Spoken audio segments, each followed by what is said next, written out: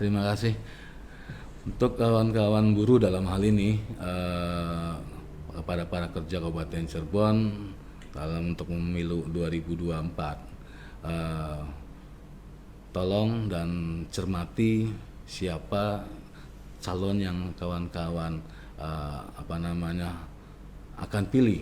Jangan sampai nanti kawan-kawan jangan salah pilih, karena suara Anda di tanggal 14 Februari 2024 itu menentukan 5 tahun nasib buruh, nasib pekerja. Dalam hal ini adalah pekerja ya, dalam hal ini pekerja. Jadi pilihlah yang sesuai dengan hati nurani yang bisa memperjuangkan hak dan kewajiban kawan-kawan buruh. Assalamualaikum warahmatullahi wabarakatuh. Halo sedulur netizen.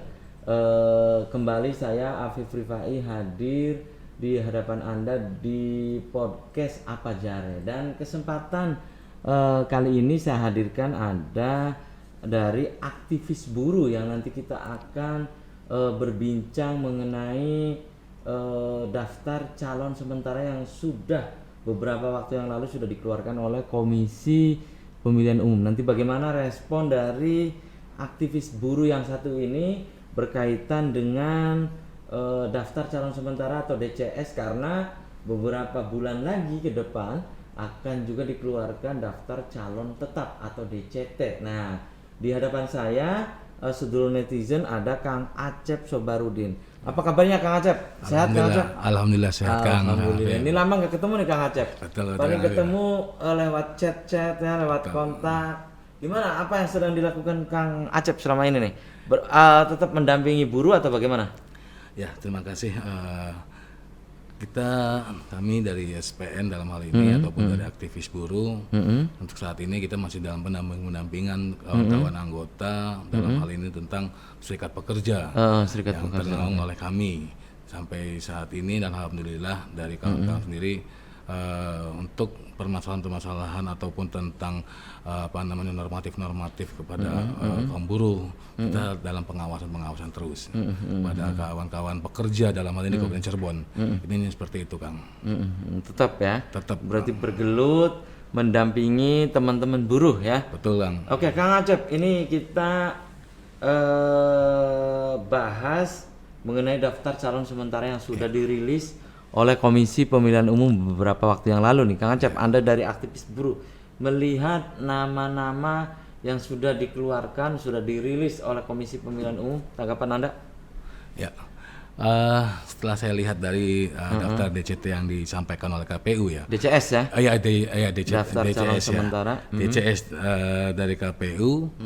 Kami melihat memang ada beberapa, kebetulan ada aktivis buruh juga hadir ada di situ, dari artis juga ada di kalangan artis, dan juga dari masyarakat juga cukup banyak.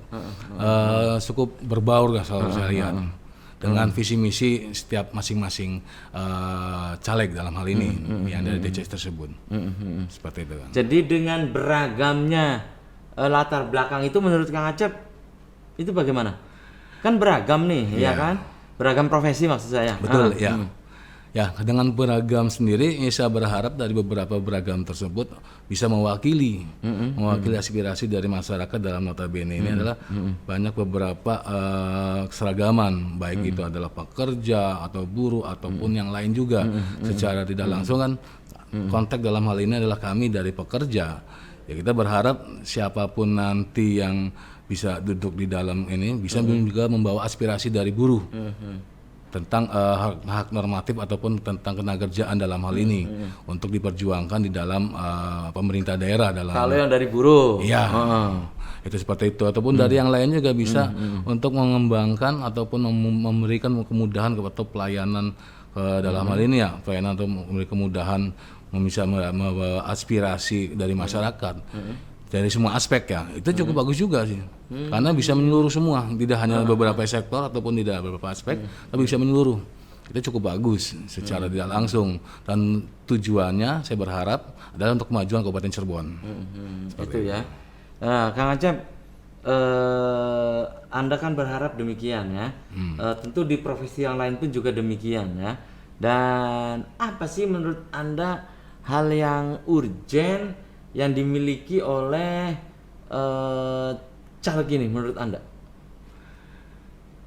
Kalau secara versi kami ya dari aktivis buruh, kita berharap siapapun yang akan maju dan yang jadi, kita berharap adalah bisa mewakili atau aspirasi tentang perburuhan yang ada di Kabupaten Cirebon. Krusialnya apa persoalan buruh itu, Kang Acep? UMR atau apa sih? Ya, kalau untuk saat ini dan mungkin juga ini udah bukan rahasia umum lagi ya tentang upah dengan regulasi yang berjalan kesejahteraan ya, tentang upah ditambah lagi tentang kesejahteraan itu adalah jaminan sosial, karena masih banyak perusahaan yang belum bisa tidak mendaftarkan pekerjaannya. Nah di sini kita berharap dari Mendaftarkan ke mana gitu? ke BPJS Ketenagakerjaan dan Kesehatan masih banyak yang menggunakan BPJS Kesehatan menggunakan PBI, penerima bantuan iuran, yaitu dari pemerintah, yang seharusnya kewajiban dari para pengusaha dalam hal ini, dan juga diiur dengan pekerja 1%. Nah, agar nanti dari PBI ini bisa diarahkan kepada masyarakat yang membutuhkan benar-benar tepat sasaran. Itu seperti itu. Jadi selama ini Anda melihat persoalan buruh itu mengenai upah gitu ya, Iya. kemudian kesejahteraan juga. Betul, dengan jaminan sosial tersebut dan juga kepastian kerja.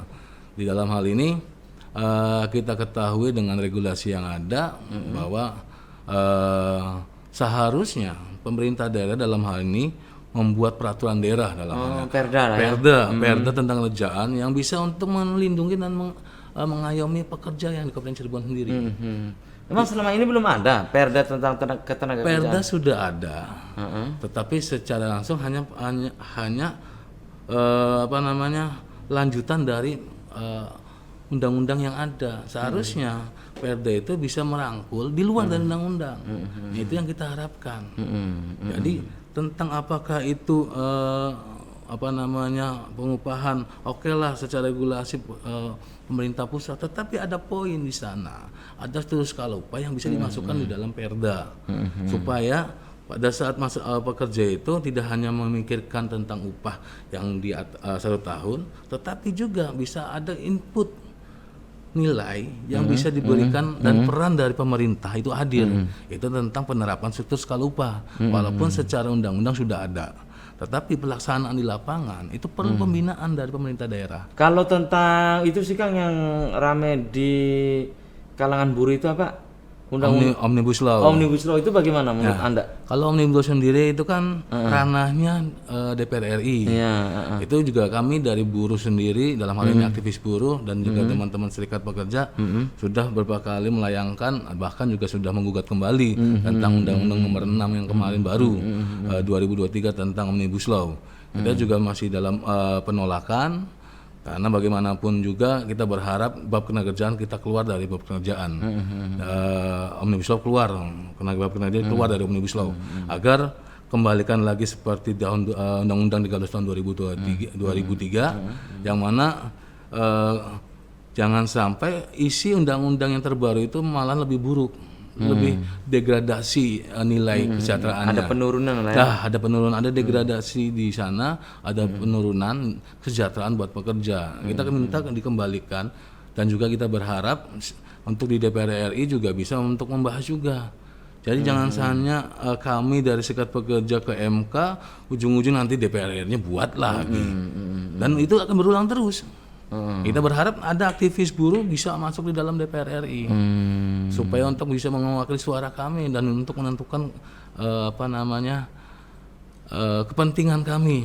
Oke, Kang Acep ya, Anda tadi menyebut bahwa hal yang harus dimiliki oleh calon anggota legislatif itu adalah kemampuan gitu ya, kemampuan, kepekaan juga untuk mendengar jeritan masyarakat di dapilnya gitu ya. Betul. Oke, Kang Acep, menurut Anda selain itu apalagi yang harus dimiliki agar benar-benar bahwa wakil rakyat jika terpilih nantinya itu benar-benar wakil rakyat yang dekat dengan masyarakat, dekat itu bukan hanya jelang pemilu gitu ya, tetapi sehari-harinya pun gitu ya.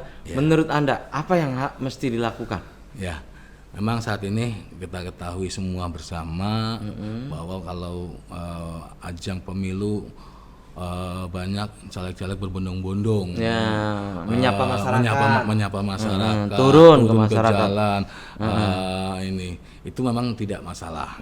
Tetapi saya berharap tidak hanya pada saat pemilu saja, itu harus bisa continue karena permasalahan masyarakat itu tidak hanya pada saat pemilu saja. Dalam perjalanan sehari-hari itu harus ada pendekatan juga. Ditambah tadi dan bukan hanya pada reses pendekatannya. Ya, betul. Tidak hanya pada reses. Itu pada karena apa? Permasalahan ataupun aspirasi dari masyarakat itu tidak hanya nunggu dikumpulin dulu karena banyak yang berceceran yang belum bisa mungkin belum ada disalurkan oleh atau belum disampaikan oleh masyarakat. Nah, tidak hanya sekedar turun ke lapangan, tetapi juga tadi tidak hanya peka kepada masyarakat, tapi juga harus mempunyai wawasan juga, mempunyai wawasan dan juga keberanian. Jangan sampai nanti pada saat di dalam rapat paripurna ataupun rapat DPRD atau apa, dia nggak bisa ngomong atau apa, itu juga percuma juga. Di lapangan dia mau nampung, tapi pada saat di rapat dia tidak menyampaikan. Nah, aspirasi nggak dimunculkan. Itu juga sangat disayangkan juga. Jadi selain dia bisa menyapa di dapil, tapi kalau tebar pesona selama ini menurut Kang Acep, kalau lihat tebar pesona ini kembali lagi ke personnya ya. Kembali ke personnya. Memang ada beberapa yang tebar pesona hanya pada saat pemilu dan ada juga yang memang betul pasang-pasang spanduk. Iya. Itu hal yang baliho itu enggak. Menurut kami sih tidak ada masalah dia mempromosikan atau memperkenalkan diri. Tetapi yang pasti intinya adalah pada saat dia jadi kita berharap siapapun kami berharap sih aktivis buruh karena apa bisa untuk sebagai social control kami kenal dengan seseorang tersebut. Tetapi kalau seandainya memang dari pihak lain ataupun apa, kita hanya menitipkan aspirasi kami tolong disampaikan, didengar dan disampaikan di dalam forum. Dalam hal ini ada di rapat paripurna agar kami merasa ada yang mewakili di dalamnya. Jadi selama ini tidak merasa gitu Kang, menyuarakan kepentingan teman-teman buruh itu? Ya. Kalau pada saat kita aksi, memang kalau untuk DPRD sendiri dia welcome dengan kami dan juga mereka membuatkan rekomendasi. Tapi kan kita nggak tahu karena kita tidak ada keterwakilan di dalamnya, tidak ada aktivis buruh yang ada di dalamnya. Memang secara surat rekomendasi ada, dia menunjukkan bahwa dari lembaga mendukung, tetapi pada saat di dalam forum secara institusi mendukung secara institusi mendukung, secara lembaga mendukung, tetapi secara pada saat dari paripurna kita kan nggak tahu di dalamnya karena kita bukan di bagian dalamnya. Itu sih kita berharap sih dari aktivis buruh bisa ada beberapa perwakilan aktivis buruh bisa jadilah di sana untuk bisa membawa aspirasi kami dan tahu secara langsung apakah betul aspirasi kami itu disampaikan di dalam forum. Kalau buruh bersatu itu luar biasa sekali suaranya.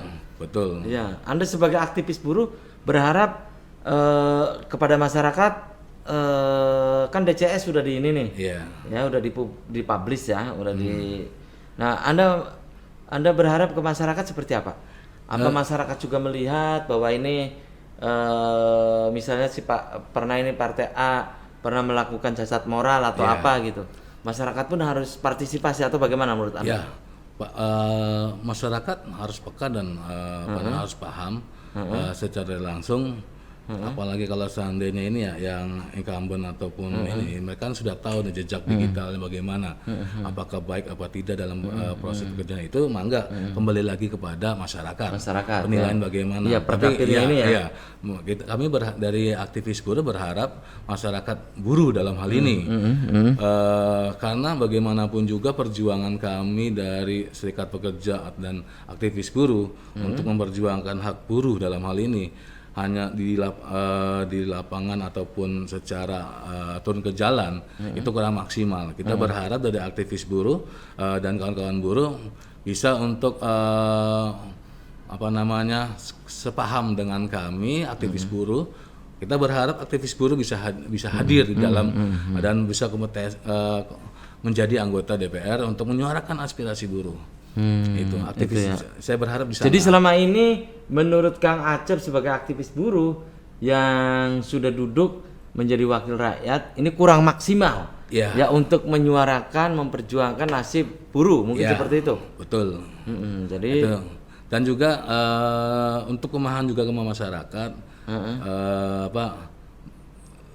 melihat itu adalah nanti ke depan jenjang jangka panjang mau seperti apa sih negara kita atau mau ke bawah mana nih Kabupaten Cirebon dalam hal ini.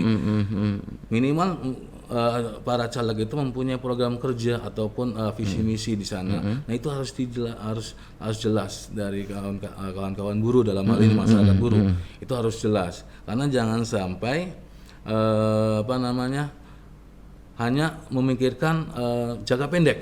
Kan sekarang saat ini kan mohon maaf ya, mindset dari para masyarakat saat ini yang saya dapat informasi banyak tanggapan, udah nggak usah mikirin caleg atau apa, yang penting siapa yang berani berapa saya siap pilih. iya, NPWP kendala itu. nomor piro wani piro, iya kan? Itu kendala di lapangan di sana. Makanya Itu yang lebih celaka lagi gini Kang Acep, miliar, dibayar. Nah, Iya kan? itu karena secara otomatis mereka dana yang dia keluarkan pasti akan balik lagi setelah jadi. Apakah kita harapkan seperti itu kan tidak juga. Oh tidak lah ya, kita berharap tidak harap seperti itu. Jadi dan juga melihatnya jangka panjang. Jangka panjang itu adalah apa nih? Jangan sampai teman pekerja menjual suaranya kepada caleg yang mungkin mohon maaf tidak berkompeten di sana. Nah, jangan sampai ini yang harus dihindari Kang. Harus dihindari. Harus dihindari betul. Harus dihindari. Menitipkan suaranya pada caleg yang maaf ya, yang tidak memiliki kualifikasi di dalam bidang tersebut. Kapasitasnya, kemampuannya gitu ya. Iya kan? Betul. Nah inilah untuk pemahaman ini ke masyarakat memang cukup tantangannya cukup luar biasa juga karena banyak kami dari aktivis buruh menyampaikan kepada masyarakat tentang ke depan Kabupaten Cirebon harus seperti ini terutama dalam hak ini ya ke buruh ya, ke aktivis buruh dan para kerja itu seperti ini loh, kita harapkan seperti ini. Tapi memang banyak masukan, wah yang penting sih tadi NPWP nomor piro, wani piro kan. Nah itu ini yang harus betul ya, ini harus dihindari betul ya. Nah, itu karena sampai jika ingin 2024 nanti memiliki caleg-caleg yang duduk itu memiliki kualitas, ya hal-hal itu harus dihindari. Lihatlah kemampuan si caleg, rekam jejaknya, bener nggak Kang? Betul sekali. Iya, bukan mendadak politisi. Nah, iya maksudnya ujuk-ujuk dia nongol sehari-hari memperjuangkan masyarakat tidak kan? Iya. Ini harus dihindari kan begitu Kang? Betul sekali. Iya, ini harus betul-betul masyarakat harus cermat di situ gitu Kang ya. Betul sekali Kang.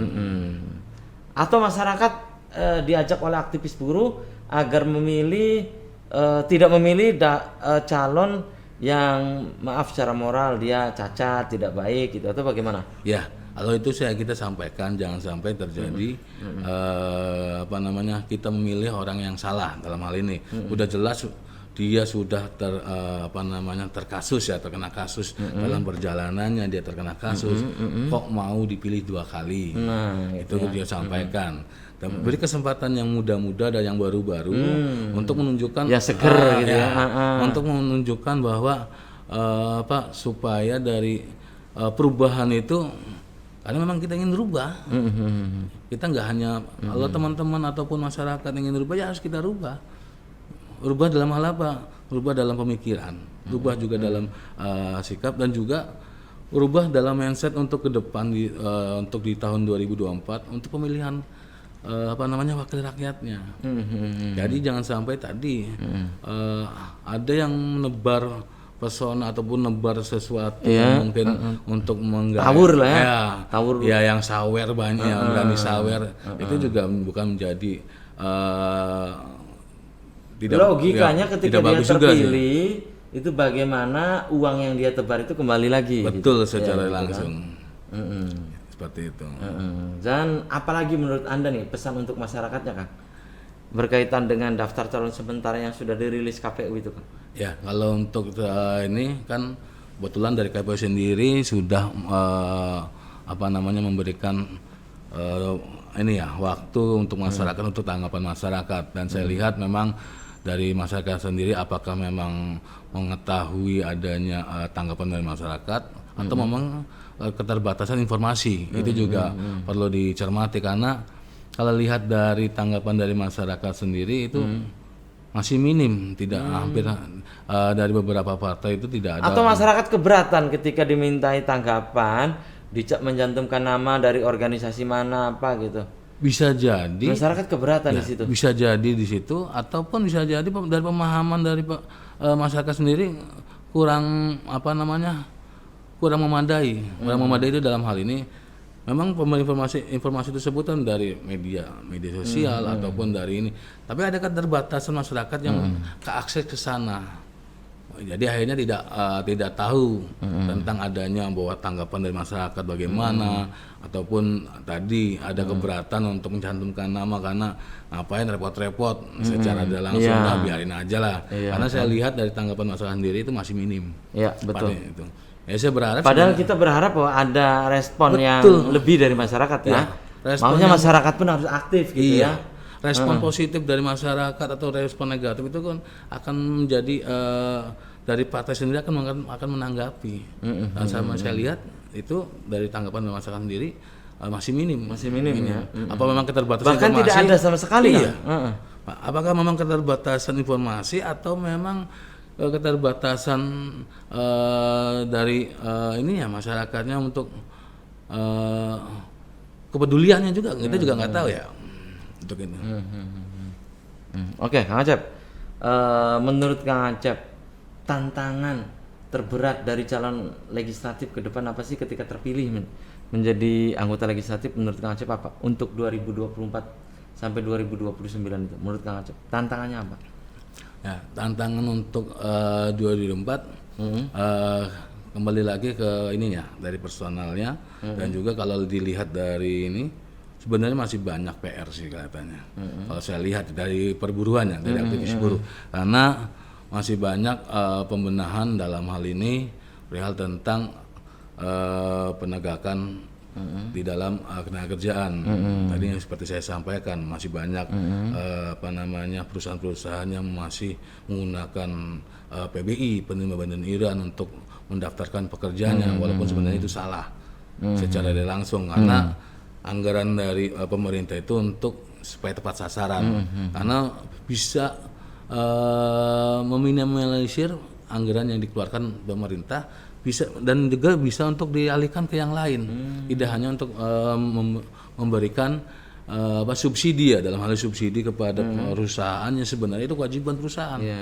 Itu untuk perihal ketenagakerjaan, dan juga masih banyak untuk dalam hal ini dari DPRD sendiri membuat secara tegas Perda Ketenagakerjaan.